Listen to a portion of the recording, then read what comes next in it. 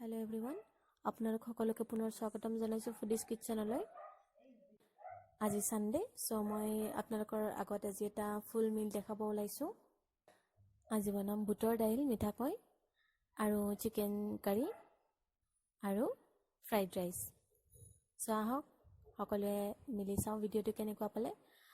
হয়তো মোৰ ভিডিওটো ডিউটি অলপ লেট হ'ব পাৰে আপোনালোকে নেক্সট সানডেলৈকে এটি ট্ৰাই কৰিব পাৰিব আৰু মোক জনাব কেনেকুৱা পালে তেন্তে আহক ভিডিওটো ষ্টাৰ্ট এয়া বুটৰ দাইল ধুনীয়াকৈ ধুই ৰেডি কৰিছো মই ৰাতিপুৱাই 4 ঘণ্টা মানৰ কাৰণে তিয়াই থৈ দিছিলো বুটৰ দাইলখিনি আৰু ইয়াৰ লগত দিয়াৰ কাৰণে মছলা ৰেডি কৰিছো অকণমান আদা পেষ্ট জলকীয়া পিয়াজ আৰু বিলাহী আহক এতিয়া আমি বনোৱা ষ্টাৰ্ট কৰো এয়া কুকাৰত তেল গৰম হ'বলৈ ৰাখি দিছো আমি আজি অলপ দাইলটো বেলেগকৈ বনাম মিঠাকৈ বনাম আপোনালোকে চাই থাকক কেনেকৈ বনাম তেল গৰম হৈ গল এতিয়া আমি তেজপাত দি দিলো আৰু কাটি থোৱা পিয়াজখিনি দি দিলো তাৰপিছত অকণমান ফ্ৰাই কৰি লওঁ পিয়াজখিনি অকণমান ফ্ৰাই কৰি লোৱা হোৱাৰ পিছত বাকীখিনি ইয়াতে দি দিব জলকীয়া আদা আৰু বিলাহীখিনি ধুনীয়াকৈ ফ্ৰাই কৰি ল'ব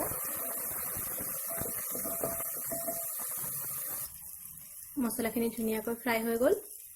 এতিয়া ইয়াত আমি 1 চামুচ জিৰা আৰু হালধি আধা চামুচ আৰু নিমখটো সোৱাদ অনুযায়ী দি ধুনীয়াকৈ মছলাখিনি মিহলি কৰি লওঁ এইখিনি ধুনীয়াকৈ মিহলি হৈ গ'ল এতিয়া আমি ইয়াত বুটৰ দাইলখিনি ঢালি দিম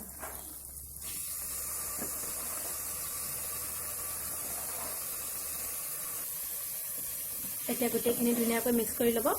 আৰু 2 মিনিটমান ফ্ৰাই কৰি থাকিব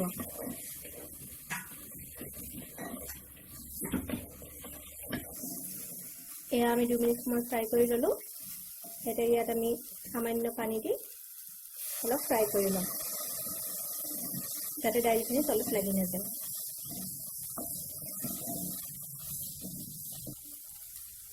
মই আজি বুটৰ দাইলখিনি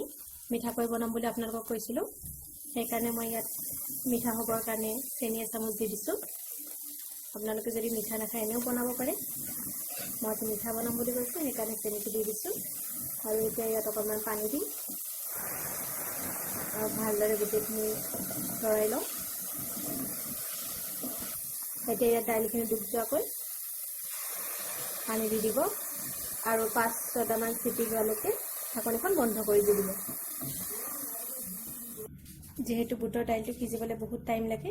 সেইকাৰণে আমি আজি কুকাৰত বনাইছো কিটা চিটি যাবলৈ ৰাখি দিছো এয়া আমি এপিনে গ্ৰেভি চিকেন বনাবৰ কাৰণে গোটেইখিনি ৰেডি কৰিছো এয়া চিকেন পিয়াজ আৰু মছলাখিনি পেষ্ট কৰি ৰাখিছো এয়া আলুটো মানে যোনে নাখায় দিলেও হ'ব খোৱা মানুহে দিব এতিয়া আমি চিকেনখিনি মেৰিনেট হ'বৰ কাৰণে ৰাখি দিম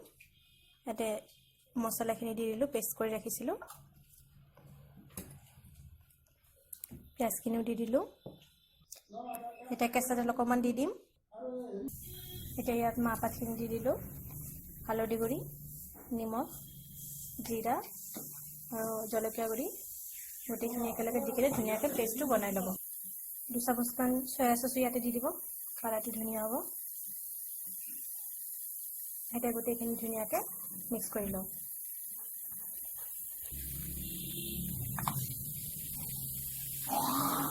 গোটেইখিনি ধুনীয়াকৈ মিক্স কৰি ল'লো এতিয়া আমি 15 মিনিটৰ কাৰণে ঢাকনি লগাই ৰাখি থৈ দিম ধুনীয়াকৈ ৰেডি হৈ গ'ল এয়া 5টা হুইচেল মাৰিলে এতিয়া গেছটো অফ কৰি দিছোঁ এয়া আমি ফ্ৰাইড ৰাইচৰ কাৰণে ৰেডি কৰি লৈছোঁ পোলাও বনাম ভাবিছিলোঁ কিন্তু সময় অলপ নাটনিৰ কাৰণে আপোনালোকক ইজি প্ৰচেছত ফ্ৰাইড ৰাইচ বনোৱাটো দেখুৱাই দিম আজি এয়া আমি ফ্ৰাইড ৰাইচৰ কাৰণে ভাতটো উঠাই দিছোঁ আৰু এতিয়া আমি দালিটো চাম এয়া দালিটো হৈ গৈছে ধুনীয়াকৈ এতিয়া ঢাকনিখন গুচাই 2 মিনিটৰ কাৰণে লো ফ্লেমত অলপ সিজিবলৈ দিয়ক এয়া আমাৰ মিঠা বুটৰ দাইল ৰেডি হৈ গৈছে আমি এটা গেছটো অফ কৰি দিম আপোনালোকক অলপ পিছত দেখুৱাম সাৰ্ভ কৰি কিনে এতিয়া আমি আহো আমাৰ চিকেন লৈ চিকেনখিনি মেৰিনেট হৈ গ'ল এয়া আমি সসটো বহাই দিছো গেছত আমি সদায় কেৰাহীত বনোৱা চিকেন খাও আজি বাৰু আমি সসত বনোৱা চিকেন বনাই খাও কেনেকুৱা লাগে চাও या तेल দি দিলো ইয়াত সামান্য নিমখ আৰু হালধি দি দিব আৰু আমি আগতে ইয়াত আলুখিনি ফ্ৰাই কৰি লম চিকেনটো বনোৱাৰ আগত যদি আপোনালোকে আলুটো মানে নাখায় তেনেহলে স্কিপ কৰি দিব পাৰে আমাৰ ঘৰত অলপ আলুটো বেছিকৈ চলে সেইকাৰণে আমাৰ আলুটো দিয়া যায়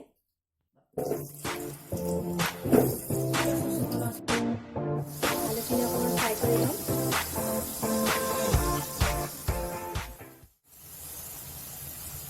ফ্ৰাই হ'বলৈ দিছো আলুখিনি অলপ গোল্ডেন হৈ যোৱাৰ পিছত ইয়াৰ পৰা উঠাই ৰাখি দিও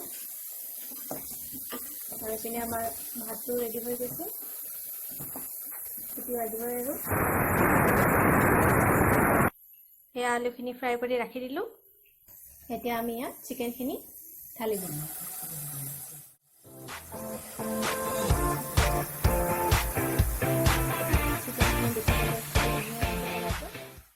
এতিয়া আমি অলপ ফ্ৰাই কৰি লম যেহেতু আমি চিকেনখিনিত আগতে গোটেইখিনি ইনগ্ৰিডিয়েণ্টছ দিয়ে লৈছোঁ সেইকাৰণে এতিয়া চিকেনখিনি একো দিব নালাগে এতিয়া চিকেনখিনি ধুনীয়াকৈ ফ্ৰাই কৰি থাকিলে হ'ল 5-10 মিনিটৰ কাৰণে চিকেনটো ফ্ৰাই কৰি থাকোঁতে দেখিব অলপ পানী উঠিছে কিন্তু এই পানীটো শুকাই নোযোৱালৈকে আপোনালোকে ইয়াত পানী নিদিব গোটেইখিনি ধুনীয়াকৈ ফ্ৰাই হ'ব দিব চিকেনখিনি ফ্ৰাই হৈ গৈছে আপোনালোকে দেখিব ইয়াৰ পানীটো শুকাই গৈছে আৰু কাষত ধুনীয়াকৈ তেলটো উঠি আহিছে এতিয়া আমি ইয়াত আগতে ভাজি থোৱা আলুখিনি দি দিম এটা গোটেইখিনি ধুনীয়াকৈ মিক্স কৰি ল'ম আৰু অকণমান সময় ফ্ৰাই হ'বলৈ ৰাখি দিম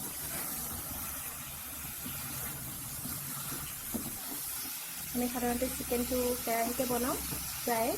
সচত আজি মই ফাৰ্ষ্ট টাইম বনাইছোঁ সেইকাৰণে আপোনালোকৰ লগত শ্বেয়াৰ কৰিছোঁ আপোনালোকেও বনাব আৰু কেনেকৈ জনাব কমেণ্টত এতিয়া আমি ঢাকনিখন লগাই অলপ সিজিবলৈ দিম ঢাকনিখন গুচাই মাজে মাজে চিকেনটো খাই থাকিব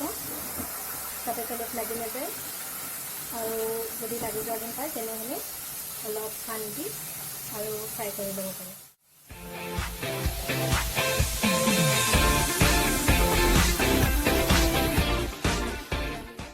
একাপ পানী দি লৈছোঁ আৰু গোটেইখিনি ধুনীয়াকৈ সিজিবলৈ দিছোঁ যাতে মছলাখিনি চিকেনখিনিৰ ভিতৰত ধুনীয়াকৈ সোমাই যায় এতিয়া ফ্ৰাই হ'বলৈ ৰাখি দিছোঁ আমাৰ ভাতটো ৰেডি হৈ গৈছিলে এয়া আমি ফ্ৰাইড ৰাইচ বনোৱাৰ কাৰণে ভাতটো ওলাই ৰেডি কৰি ৰাখিছোঁ চাব যাতে ভাতকেইটা এটা এটা হৈ থাকে নহ'লে ফ্ৰাইড ৰাইচটো টেষ্ট নালাগিব সেইকাৰণে অলপ গৰম থাকোঁতে ভাতটো উলিয়াই ৰাখিব এয়া চাওক আমাৰ চিকেন আৰু মছলা ধুনীয়াকৈ মিক্স হৈ গৈছে এতিয়া আমি আৰু 2 মিনিট সময় ৰাখি দিছোঁ পানী দিয়াৰ আগতে 2 মিনিট পিছত এতিয়া ইয়াতে মই সাধাৰণতে চিকেন মছলা গৰম মছলা এইবিলাক মানে পেকেট বেছি ইউজ নকৰোঁ সেইকাৰণে মই খুন্দি ৰাখি থোৱা দালচেনি ইলাইচি লং জালুক এইখিনি খুন্দি ৰাখিছিলোঁ এতিয়া এইখিনি ইয়াত দি দিম পানী দিয়াৰ আগত দি দিব এতিয়া গোন্ধটো ধুনীয়া ওলাব এতিয়া গোটেইখিনি মিক্স কৰি ল'ম ধুনীয়াকৈ চাওক আলুখিনি ধুনীয়াকৈ সিজি গৈছে আৰু চিকেনখিনি ধুনীয়াকৈ সিজি গৈছে এতিয়া আমি চিকেনখিনি অলপ কাঢ়ি হোৱাৰ কাৰণে অলপ পানী দিম মই ইয়াত 2 কাপ পানী ইউজ কৰিম আপোনালোকে চাই ল'ব আপোনালোকৰ চিকেনটো অনুযায়ী আপোনালোকে কিমান পানী দিব লাগে চিকেন কাৰীটো বনোৱাৰ কাৰণে এতিয়া ধুনীয়াকৈ এইখিনি গোটেই মিক্স কৰি ল'ম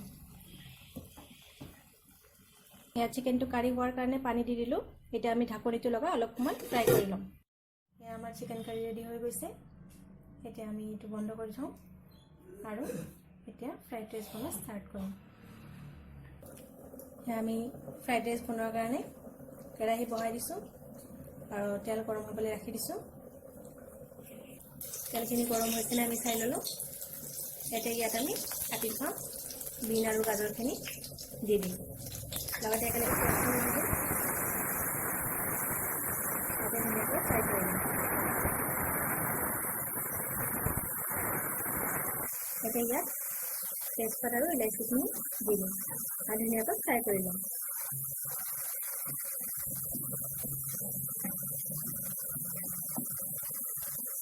এতিয়া ইয়াত অকণমান নিমখ দি দিব